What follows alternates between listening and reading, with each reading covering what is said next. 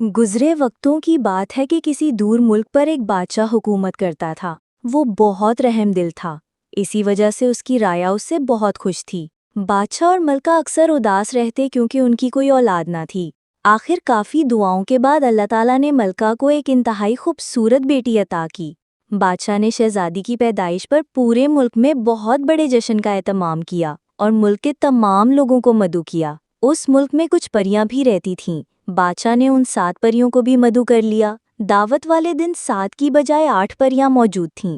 دراصل ایک بہت ہی بوڑھی پری کو بہت دنوں سے کسی نے بھی نہیں دیکھا تھا، اس لیے سب سمجھے کہ وہ مر چکی ہے۔ اسی وجہ سے بادشاہ نے اسے نہ بلایا۔ جب تمام لوگوں نے شہزادی کو تحائف دیے تو ایک پری آگے بڑھی اور بولی، میں شہزادی کو حسن کا تحفہ دیتی ہوں۔ دوسری نے کہا، میں اسے دیانت کا تحفہ پیش کرتی ہوں۔ تیسری پری بولی، میری طرف سے شہزادی کے لیے شان و شوکت کا تحفہ ہے۔ چوتھی پری نے اپنی باری آنے پر شہزادی کو خوبصورت ناچ کا تحفہ دیا۔ 5ویں پری نے خوبصورت آواز، جبکہ 6ٹھی پری نے موسیقی کا تحفہ پیش کیا۔ قبل اس کے کہ 7ویں پری شہزادی کو تحفہ دیتی، بوڑھی پری غصے کی حالت میں آگے بڑھی اور بولی، شہزادی کو چرخے کا تکلا چبھے گا اور وہ مر جائے گی۔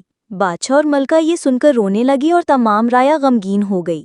اتنی دیر میں 7ویں پری آگے آئی اور بولی، میری طرف سے یہ تحفہ ہے کہ شہزادی مرے گی نہیں، بلکہ 100 سال کے لیے گہری نیند سو جائے گی اور 100 سال بعد ایک خوبصورت شہزادہ آ کر اس کو نیند سے بیدار کرے گا۔ بادشاہ نے اپنے ملک سے تمام چرخے ختم کروا دیے تاکہ شہزادی کو بچایا جا سکے۔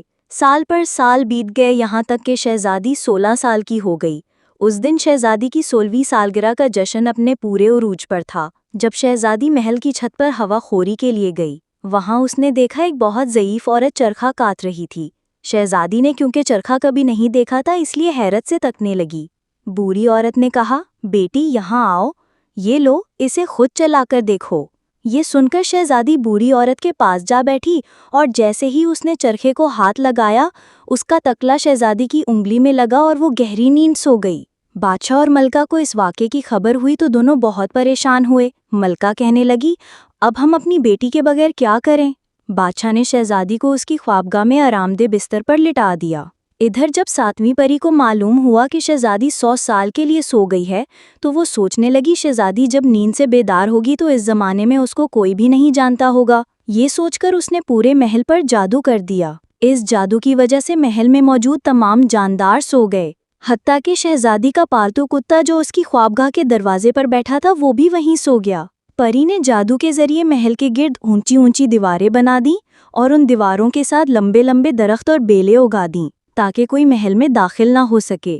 ایک روز ہمسایہ ملک کا شہزادہ شکار کھیلتا ہوا اس طرف آ نکلا۔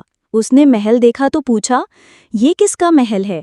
لوگوں نے بتایا کہ یہ جادو کا محل ہے، اس کے اندر ایک شہزادی 100 سال سے سو رہی ہے۔ جو شخص بھی اس کے اندر جانے کی کوشش کرتا ہے وہ زندہ واپس نہیں آتا۔ شہزادے نے کہا، میں ضرور اس محل میں جاؤں گا اور اس کا راز جاننے کی کوشش کروں گا۔ لوگوں کے بہت سمجھانے کا بھی شہزادے پر کوئی اثر نہ ہوا اور وہ محل کی طرف چل پڑا۔ محل کے قریب پہنچ کر شہزادے نے جوں ہی درختوں اور بیلوں کی شاخوں کو ہٹانے کے لیے ہاتھ آگے بڑھایا، وہ خود بخود ہٹتی چلی گئیں اور شہزادے کو راستہ ملتا گیا۔ شہزادہ یہ دیکھ کر بہت حیران ہوا۔ چلتے چلتے شہزادہ محل کے دروازے پر پہنچ گیا۔ اس نے ابھی دروازے پر ہاتھ رکھا ہی تھا کہ دروازہ خود بخود کھل گیا۔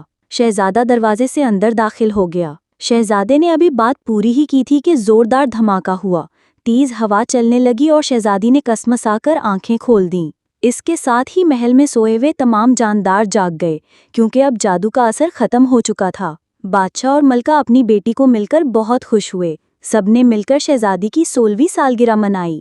کیونکہ 100 سال گزرنے کے باوجود سب لوگوں کی عمریں وہی تھی جو ان کے سونے سے پہلے تھیں۔ شہزادی اور شہزادہ جھومتے رہے۔ کچھ دن بعد دونوں کی دھوم دھام سے شادی ہو گئی اور شہزادہ اپنی شہزادی کو لے کر اپنے ملک روانہ ہو گیا، جہاں دونوں ہنسی خوش رہنے لگے۔